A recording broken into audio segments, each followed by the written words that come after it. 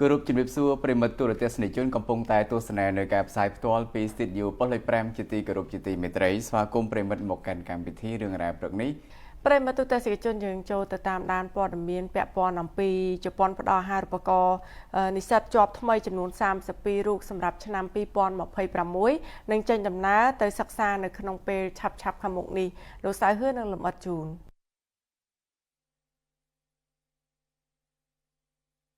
និស្សិតជាប់អាហារូបករណ៍រដ្ឋាភិបាលជប៉ុនសម្រាប់ឆ្នាំសិក្សា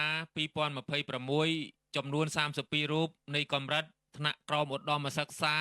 ថ្នាក់ឧត្តមសិក្សាថ្នាក់មធ្យមសិក្សាបច្ចេកទេសនិងថ្នាក់បណ្ដុះបណ្ដាលវិជ្ជាជីវៈនឹងចេញដំណើរទៅសិក្សានៅប្រទេសជប៉ុនក្នុងពេលឆាប់ៗខាងមុខនេះក្រុមនិស្សិតបានលើកឡើងស្រដៀងគ្នាថានឹងខិតខំរៀនសូត្រក្រេបយកចំណេះវិជ្ជាចំណេះដឹងចំណេះធ្វើនិងបទពិសោធន៍នៅពេលបញ្ចប់ការសិក្សាវិលត្រឡប់មកវិញដើម្បីបម្រើការងាររួមចំណែកអភិវឌ្ឍសង្គមសេដ្ឋកិច្ចកម្ពុជាខ្ញុំទៅបន្តការសិក្សានៅប្រទេសជប៉ុននៅក្នុងកម្រិត Kosen ខ្ញុំទៅរៀនក្នុងរយៈពេល3ឆ្នាំ4ឆ្នាំហើយចំពោះអាហារូបករណ៍នេះគឺខ្ញុំត្រូវឆ្លងកាត់ការប្រឡងដែលមានជាដូចជាឆន្ទនការដែរហើយខ្ញុំទៅរៀននៅក្នុងជំនាញវិស្វកម្មសំណង់ស៊ីវិលហើយខ្ញុំពិតជាសប្បាយចិត្តមែនទែនដែលបានទទួលឱកាសអាហារូបករណ៍ពីស្ថានទូតហើយខ្ញុំនឹងខិតខំឲ្យអស់ពីលទ្ធភាពដើម្បីក្រេបយកជញ្ជក់យកចំណេះវិជ្ជាដើម្បីយកមកកសាងប្រទេសជាតិយើងនៅពេលខាងមុខដឹងថាយើងទៅរៀនទីប្រទេសជប៉ុននៅទីក្រុងណាឬក៏ខេត្តណារបស់ជប៉ុនដែរបាទចំពោះឆ្នាំទី1ដែលខ្ញុំត្រូវទៅរៀនគឺខ្ញុំទៅរៀននៅក្នុងចាសូនៅតូក្យូបងរៀនភាសាមួយឆ្នាំហើយចំពោះឆ្នាំបន្តទៀតគឺខាងចាសូគាត់នឹងដល់ព័ត៌មាននៅតាមខទៀតបងខ្ញុំបានជាប់អាហារូបករណ៍រដ្ឋាភិបាលជប៉ុននៅឆ្នាំ2026ហ្នឹងខាងផ្នែកថ្នាក់ស្រាវជ្រាវនិស្សិតស្រាវជ្រាវឬមួយក៏យើងអាចហៅថា Master Degree ហើយខ្ញុំទៅស្រាវជ្រាវផ្នែកសេដ្ឋកិច្ច Digital នៅសាលា Hitotsubashi នៅទីក្រុងតូក្យូប្រទេសជប៉ុនដូច្នេះហើយខ្ញុំគិតថានៅពេលដែលនាងខ្ញុំត្រឡប់មកវិញចំណេះដឹងដែលនាងខ្ញុំអាច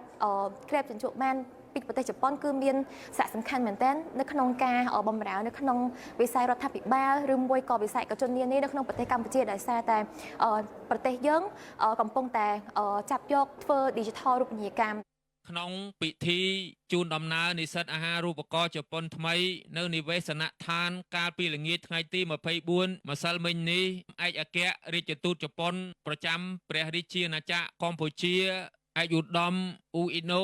អាត់ស៊ូស៊ីបានថ្លែងលើកឡើងឲ្យដឹងថានិស្សិតទាំង32នាក់ដែលទទួលបានអាហារូបករណ៍នេះបន្ទាប់ពីដំណើរការជ្រើសរើសប្រកួតប្រជែងដ៏ខ្លាំងក្លាបំផុតឯកឧត្តមបន្តថាអ្នកដែលនឹងចាកចេញពីក្រុមគ្រួសារនិងមិត្តភ័ក្តិទៅប្រទេសជប៉ុនហើយចាប់ផ្ដើមជីវិតថ្មីនៅកន្លែងដែលមិនធ្លាប់ស្គាល់ប៉ុន្តែទោះបីជាយ៉ាងណាក៏ដោយការចំណាយពេលវេលាការបង្កើតមិត្តភ័ក្តិថ្មីនិងការចូលរួមក្នុងសកម្មភាពសិក្សានឹងក្លាយជាបទពិសោធន៍ដ៏មានតម្លៃដែលនឹងមានឥទ្ធិពលវិជ្ជមានទៅលើជីវិតរបស់ខ្លួន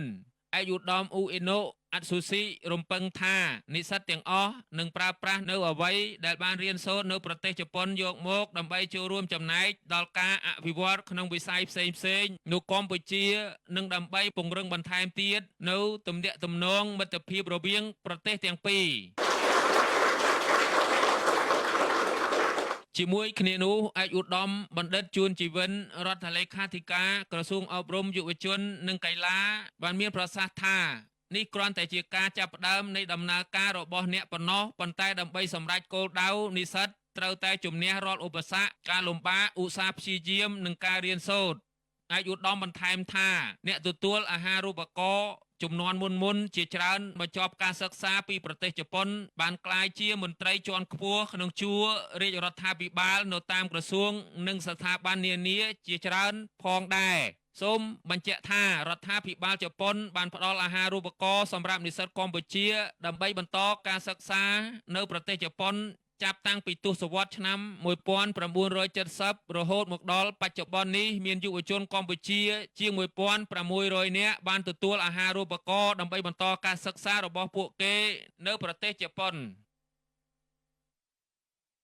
បាទអបអរសាទរទៅកាន់បងប្អូនក្មួយៗទាំង32រូបពិតជាអ្នកខ្លាំងក្នុងចំណោមអ្នកខ្លាំងយើងបានឆ្លងកាត់មួយដំណាក់កាលដំបូងដំណាក់កាលជាច្រើនគឺយើងទៅប្រទេសជប៉ុន រៀនในបានច្រើនហើយកុំភ្លេចយកអ្វីដែលយើងរៀនយកមកអនុវត្តនៅក្នុងសកម្មភាពរស់នៅដើម្បីខ្លួនឯងក្រុមគ្រួសារនិងសង្គមជាតិនាថ្ងៃមុខ ចា៎ ប្រិមត្តទូរទស្សនិកជនជាទីគោរពជាទីមេត្រី